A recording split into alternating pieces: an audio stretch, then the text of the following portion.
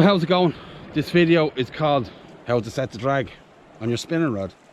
And it doesn't matter what casting weight the rod is, it doesn't matter whether it's 10 to 20 grams, 15 to 60, 50 to 150, it doesn't matter, the procedure is the same.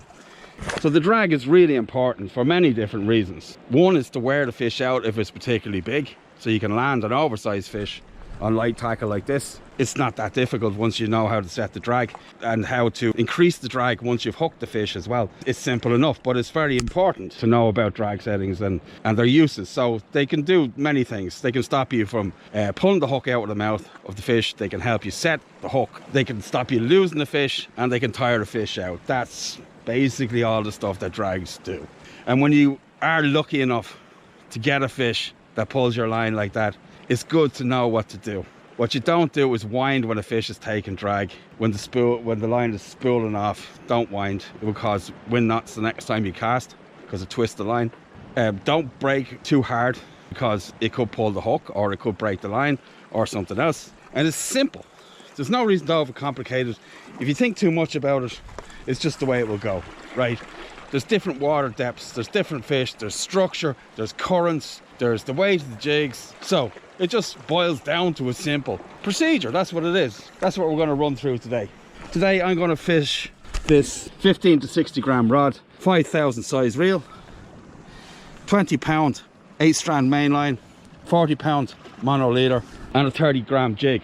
And if I change that jig, I'll have to change the drag one more time. Whether it's lighter or heavier, you're going to have to change this. Each time you change a jig to a different weight, you have to set the drag. That's it.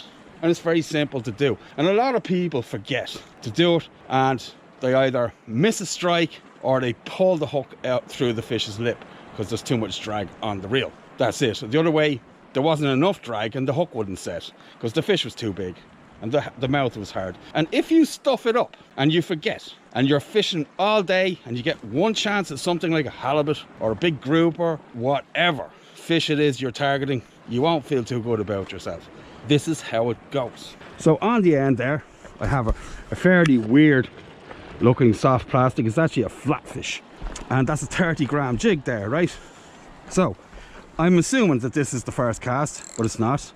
You make sure the drag is loose on your reel, just so you can cast it without it tearing through your finger. And you cast it out, put the bail arm across, make contact with the lure, and you can hear the clicking. So you make it a quarter turn like that, and you give it another twitch, and you make another quarter turn, basically till it stops. Now you can hear it stopped. So now you're going to mimic a strike,